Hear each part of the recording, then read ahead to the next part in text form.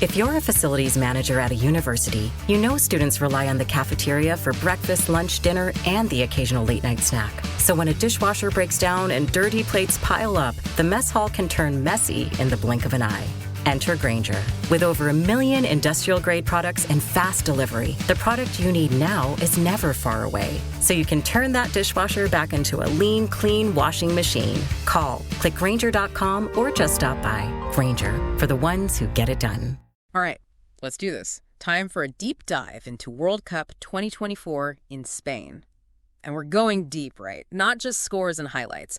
We're talking about what made this tournament stand out, what really got people talking, like that document packed with online buzz, all that chatter under hashtag World Cup 2024. That seems like the perfect place to start, right? Yeah. What I found really interesting is how this World Cup was something else, Like, it went beyond just another sporting event. It was more like a cultural phenomenon. Global reach, the whole 9 yards. Oh, for sure. Everyone was glued to their screens, it felt like. So how did it grab everyone's attention like that? Both on and off the field, I mean. Well, the World Cup has always had this way of transcending sport. I mean, it's been happening for years. It just becomes this global cultural phenomenon. Okay, so more than just a game. Got it. Any particular examples come to mind? Oh, tons. Think back to Morocco's run in 2022. Total surprise. Nobody saw that coming, and it captivated audiences everywhere. It's that unpredictability. That's what keeps people on the edge of their seats. Yeah, that was wild. And this time around, Spain hosting, I bet that added a whole other level of excitement. Oh, absolutely. Can you imagine that opening ceremony? At Santiago Bernabeu Stadium in Madrid. Must have been electric. Electric. And the whole thing blew up online. Everyone was using hashtag World Cup 2024. You know what really stood out to me, though? Spain's focus on all that sustainability stuff. Solar-powered stadiums, eco-friendly transportation, all of that. Was that all for show, you think, or did it actually make a difference? Some might call it a PR stunt. Sure. But they did get a lot of genuine praise online, a lot of positive buzz. It speaks to something bigger, this global shift towards sustainability and setting an example for these massive events. I can see why that resonated with people. Okay, so we've got sustainable stadiums, a massive opening ceremony, but what about the actual matches? Anything surprising go down in the group stages? Oh, absolutely. Group E, the group of death, that was a nail-biter for sure. Yeah. Brazil, Germany, Nigeria, South Korea, all heavy hitters. Every match was unpredictable. You just didn't know who was going to come out on top. Wow, that's pressure. So not just about which teams would advance, but also who would step up as individuals, right? Precisely. Mbappe, Haaland, Vinicius Jr., they were all phenomenal. Everyone was buzzing about them, fueling all sorts of speculation about the Ballon d'Or, of course. Yeah, the debates. So any new faces that really made a name for themselves. You bet. Spain's Alejandro Garnacho, for one, and England's Jude Bellingham. Both young players really rose to the occasion. A lot of buzz around them under hashtag World Cup 2024. It's always exciting to see those fresh talents emerge on such a big stage. But what about the underdog stories? Anything like Morocco's run from 2022? Oh, yeah, plenty. Japan pulling off that shock win against Argentina, that was huge. It wasn't about star power. They outmaneuvered them, exploited weaknesses. People were immediately wondering if they could go all the way. That's what I love about the World Cup. You just never know. Any other teams defying expectations? Senegal, the reigning African champs, kept that momentum going, just dominated their group. They really showed the world that heart and resilience can be just as powerful as having those big names on your team. For sure. It's that collective spirit that really shines through. So how about the fan experience? How did all that tech and social media stuff change the way people watch the World Cup? Oh, that's a great question. Social media, especially hashtag World Cup 2024, became like the central nervous system of the whole tournament. Fans were connected in real time, reactions, debates, the whole shebang. Yeah, it was everywhere. Any particularly interesting uses of hashtag World Cup 2024? Beyond just cheering, I mean. Oh, people were going all out. Yeah. Live updates, memes, dissecting every play, even creating fantasy leagues, sharing predictions. It was like this giant online watch party. So it brought people together, even if they weren't physically in the same place. And it's more than just the game itself, right? People expressing their national pride, their cultural heritage, connecting with other fans all over the world. Absolutely. This kind of virtual stadium atmosphere reaching far beyond any physical location.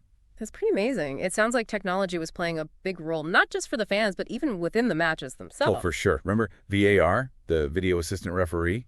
Well, they rolled out VAR 2.0, faster decisions, more accurate calls, the whole package. Less waiting around, more action. Got to be good for everyone, both the players and the fans. Any other cool tech you noticed in the stadiums? You bet. Some stadiums had augmented reality experiences.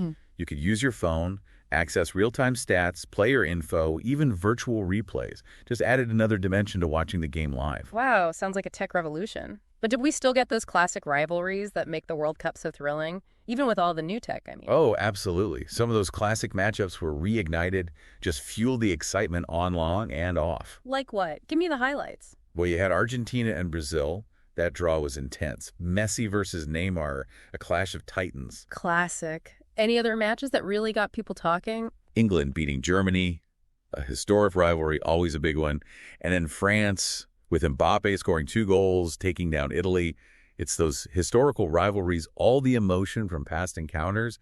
It just adds so much weight to these matches. You can just feel the history, right? So much drama. You know, another thing I loved about this World Cup was the focus on women's football. It felt like a real step forward. What are your thoughts on that? Totally agree. It was fantastic to see Spain's Women's World Cup champions playing that exhibition match alongside the men's team. A lot of discussion online about that. Hashtag World Cup 2024 was buzzing. I think it really shows the growing global support for women's football and how much more prominent it's becoming. Yeah, it's great to see. And what kind of reactions were you seeing from the players and fans? A lot of the women players expressed how much they appreciated the platform, the visibility. And the fans, both men and women, were overwhelmingly supportive online. It was all about celebrating skill and athleticism, and it sparked some important conversations about gender equality in the sport. Hopefully this is just the beginning. I hope so, too. It's bigger than just the game itself, isn't it? It's about what it represents. Now, an event like this, on such a huge scale, it has to have a major impact, not just on the fans, but also on the host country. What were some of the economic and social impacts of having the World Cup in Spain? Oh, the impact was huge. Tourism boomed, especially in cities like Barcelona and Seville. All those visitors brought in a lot of revenue and created a bunch of temporary jobs, too. So a boost for the economy. But did it also have a social impact? Did it really bring people together? Absolutely. Beyond the economics, there was this sense of global unity, this diplomatic engagement. People from all over the world celebrating their love for football, overlooking cultural differences. There was this feeling of shared humanity, That's the beautiful thing about sports, isn't it? That power to unite us. But even with all the good stuff, I'm sure there were some challenges, some controversies along the way. What were some of the hurdles they had to deal with during the tournament? Of course, there are always going to be challenges. The ticket prices, for example, were a major concern for some fans. A lot of people felt like they were priced out of the experience, sparking debate about making it more accessible for everyone in the future. It's a shame when passionate fans can't be there in person. Were there any other issues that stood out? Well, even with VAR 2.0, some of those refereeing decisions still caused controversy, fueled a lot of passionate debate online. Ensuring fairness and consistency in officiating, that remains a challenge. And of course, with an event this big, security was a top priority. They had to implement some pretty robust measures to keep everyone safe. For sure. Those are things future hosts need to keep in mind. But enough about the challenges. Let's get back to the excitement. The knockout stages, that's where things really get intense. What are you most looking forward to? Oh man, those knockout stage matchups are going to be epic. Brazil going up against Japan, Neymar versus that Japanese defense, that's going to be something else. And then you've got France and England, those European giants going head-to-head, and Mbappe leading the charge. That's going to be explosive. I can't wait to see who comes out on top in those matches. Each team has proven themselves. It's anyone's game at this point. What about Spain? Think they can use that home advantage to reach the final? It's got a tough one against Senegal, the reigning African champions. Two completely different styles of play. Spain with their possession game and Senegal with their dynamic physical approach. It's going to be a fascinating battle of tactics. I can already picture the passion and intensity from both sides. It's going to be unforgettable. What's really striking is how this World Cup has become so much more than just the matches themselves. It's everywhere. The art, the music, the fashion, it's all been influenced by this event. You've hit the nail on the head. The ripple effects, culturally speaking, have been huge. Take the fan art, for example. So much creativity, people expressing their passion through illustrations, paintings, digital art. It's amazing how inspiring this tournament has been. It's amazing to see how art can bring people together, regardless of language or background. The World Cup has really sparked something special in that regard. And what about the music? Didn't Spain have those amazing fan zones where music played a big role in the atmosphere? Those fan zones were like giant parties. Local artists, DJs, all bringing the energy, celebrating football and Spanish culture together. Music has this way of amplifying the emotions, creating memories that last. It's a powerful force for sure. It really sets the vibe, doesn't it? Speaking of vibes, you can't forget about the fashion. It feels like everyone wants to wear their team's colors to show their support. Oh, for sure. The World Cup is a fashion show in itself. A sea of jerseys and scarves, a visual representation of national pride. It's a beautiful thing to see, people from all walks of life united by this sport. It's about belonging, about sharing that identity. And of course, you can't talk about big events like this without mentioning the brands. They must be loving all the hype around the World Cup. Did you notice any clever marketing strategies they used? The brands were all over World Cup 2024, using it as a platform to connect with fans in new and creative ways. Adidas and Nike, as always, they launched those exclusive kits and fan gear, sparking conversations and driving those sales. Their marketing is always on point, playing on the emotions of the tournament, the narratives. Were there any other brands that really stood out to you? Coca-Cola, they always go big for the World Cup, and this year was no different. They had some great social media challenges and campaigns, all about that global unity and celebration vibe. Smart marketing, associating themselves with the positive energy of the World Cup. It's not just about pushing products, it's about becoming part of the conversation, right? What about the brands that aren't directly tied to sports? Did you see any unexpected players making a splash? I was impressed by Visa's campaign. They were promoting their cashless payment options inside the stadiums, highlighting how they make the fan experience smoother. Nothing flashy, but it addresses a real need. It's those little things that resonate with people. So the impact of the World Cup really goes far beyond the football pitch. It's influencing fashion, inspiring art, and giving brands a platform to connect with people in new ways. It's truly a global phenomenon. It's so much more than just those 90 minutes on the field, right? Yeah. It's the cultural impact, the economic boost, the legacy it leaves behind. Speaking of legacy, maybe it's time we dive into that aspect and explore how this 2024 World Cup is shaping the future of this sport we love. Absolutely. Let's shift our focus to the lasting impact, the legacy of the 2024 World Cup. What will it mean for Spain, the teams, and the world at large? It's incredible, isn't it? This deep dive has really opened my eyes to the broader impact of the World Cup. I know, right? We've gone way beyond just the game itself, and it's fascinating to see how this tournament has become a global phenomenon, sparking conversations and inspiring people all over the world. It's definitely more than just goals and scores, that's for sure. And each World Cup adds its own unique chapter to the story. This 2024 tournament in Spain, with all the buzz we've seen online with World Cup 2024, it'll be remembered for those incredible moments, the players who made history, and how it reflects the way football is changing. You're right. Think about those intense group stage matches, the emergence of young talents like Garnacho and Bellingham, those underdog stories that nobody predicted. These are the stories that people will be talking about for years to come. Yeah, those were some special moments. And it wasn't just about what happened on the field either. We saw Spain's dedication to sustainability, the use of cutting-edge technology to make the fan experience even better, and the increased focus on women's football. It all points to the future of the sport. I agree. It's a really powerful reminder that the World Cup is so much more than just a competition. It's a reflection of our times, a platform for positive change, and a catalyst for change on a global scale. It's really remarkable. Absolutely. And as we wrap up this deep dive, I keep coming back to this question. How can events like the World Cup, with their incredible ability to bring people together from all over the world, help us create a more understanding and cooperative global community, especially in a world where we often feel so divided? Something to think about.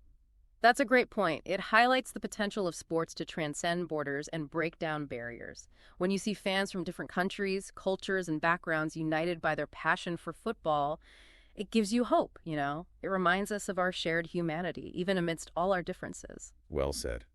And as this 2024 World Cup comes to a close, let's all try to carry that spirit with us. Let's use the passion and excitement of this beautiful game to connect with each other and inspire positive change in the world. Couldn't agree more. It's been an absolute pleasure exploring the depths of World Cup 2024 with you. Until next time, may the love for this beautiful game continue to unite us all. It's really amazing what we've uncovered, This deep dive has shown us just how many layers there are to the World Cup. I know, right? We've dug so much deeper than just the results, and it's clear to see why this event captures the world attention. It sparks conversations, inspires creativity, and leaves a real lasting impact. It's been quite a journey. And every World Cup adds its own unique flavor to that story. This 2024 tournament in Spain, it'll be remembered for its big moments, its standout players, and how it reflects the changing face of football. Hashtag World Cup 2024 captured it all. It did. I mean, think about those nail-biting group stage matches, the rise of those young stars like Garnacho and Bellingham and all those underdog victories that nobody saw coming. Those are the stories that people will be talking about for years. They really embody the spirit of the tournament. They do. And beyond the excitement on the field, we saw Spain's dedication to sustainability, all that cutting-edge technology enhancing the fan experience, and of course the spotlight on women's football. It's all pointing towards the future of the sport. Exactly. It's a powerful reminder that the World Cup is more than just a competition. It reflects our times, it's a stage for progress, and it can even spark positive change on a global level. It really can. And, as we wrap up this deep dive, I can't help but wonder, how can events like the World Cup, with their power to unite people from all over the world, how can they help us build a more understanding and cooperative global community? Especially in a world that often feels so divided. It's something to think about for sure. It is. It really makes you appreciate the potential of sports to break down barriers and transcend borders. Seeing all those fans from different backgrounds, different cultures, all united by their love for football, it gives you hope. It's a reminder of our shared humanity despite all our differences. You said it.